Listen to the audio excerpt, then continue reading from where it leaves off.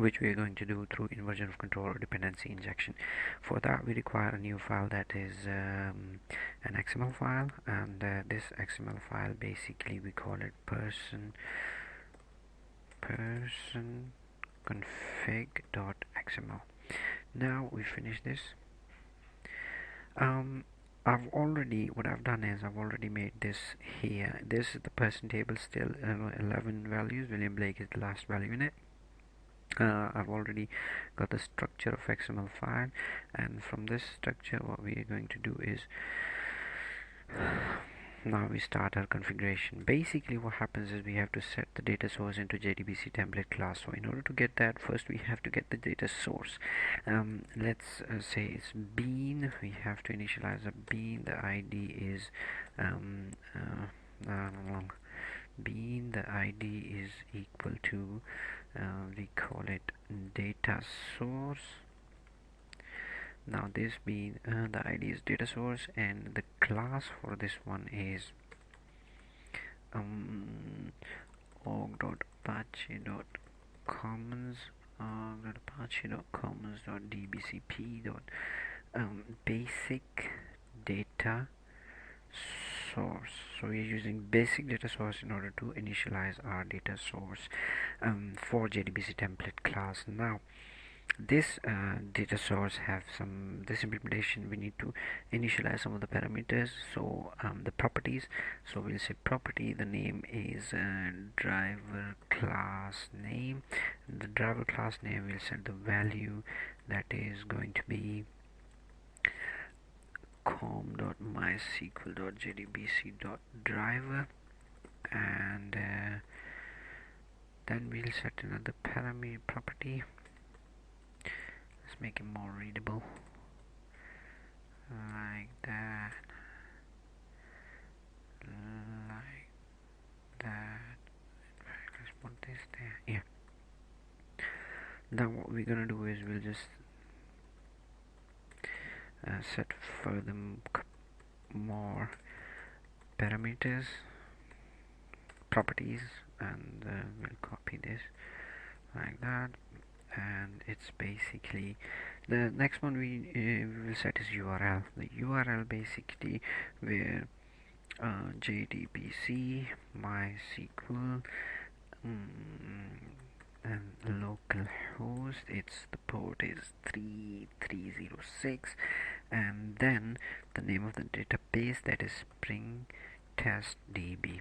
This is the database. Next property we're going to set is the username, and the username is name. We'll go through root, and the password for this username should be, let's leave it empty, there's no password. Now our data source basically is configured with this. Next what we have to do is we'll get our JDBC template on bean, that is ID equals to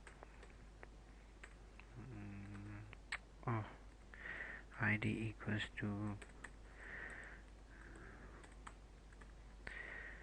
JdbcTemplate, and this is the class for JdbcTemplate is org.springframework.jdbc.core.jdbctemplate.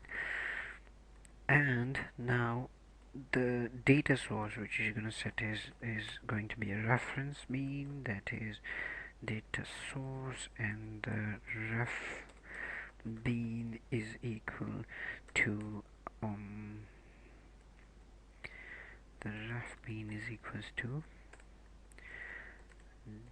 data source, which we have already created up there. Now that's more like it, and the user basically will interact with the person DAO, and I have to call the person DAO create method. In order to get that, we'll make another bean. ID will be equal to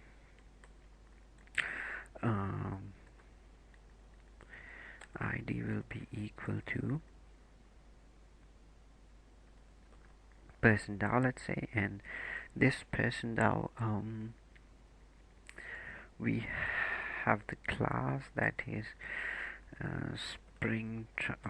com dot spring try dot person DAO implementation, and that is here, com dot spring try person DAO implementation, right?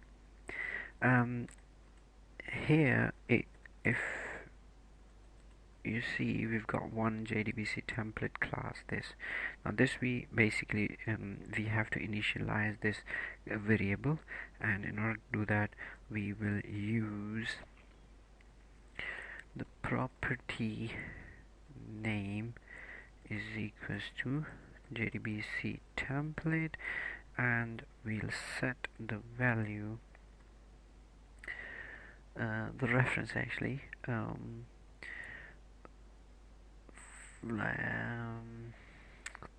reference same like above. Reference bean is equals to reference bean is equals to what? JdbcTemplate. We're almost ready now.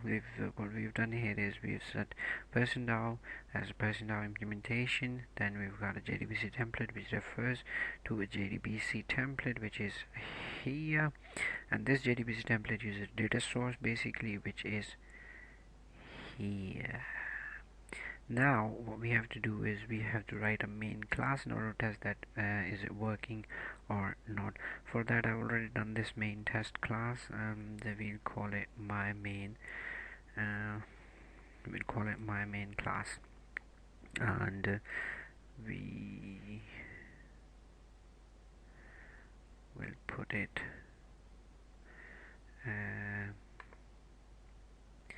new class, that will be my main class, and we finish it, and we'll put it like that. Now here we'll say William Tell. About this person configuration file, basically this file should be in the source folder, so we'll create other, we'll create XML, right? We'll say person config.xml, we'll finish it there, and we'll just paste that one, and this we'll just delete it. Now the main class, basically what it's doing is it's initializing the application context. As you can see, application context ctx new class path xml application context, and we're passing the file here.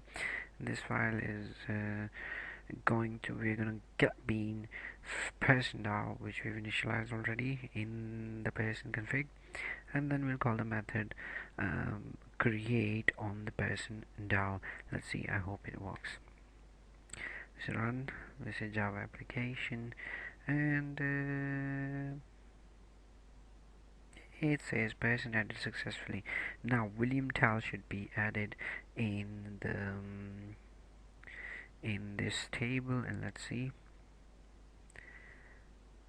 and here it is, William Tell.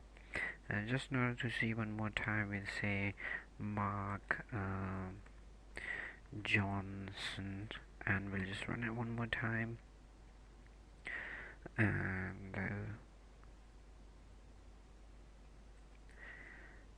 we'll just go there again. So Mark Johnson is there.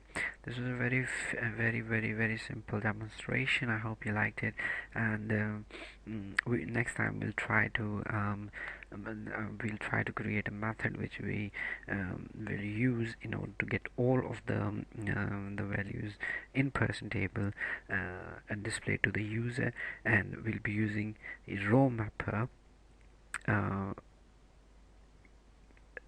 interface which got only one method, that is called as mapro, and we'll try to implement that and get all the values. Till then, take good care of yourself. I hope you enjoyed, and this is beneficial to you. Bye.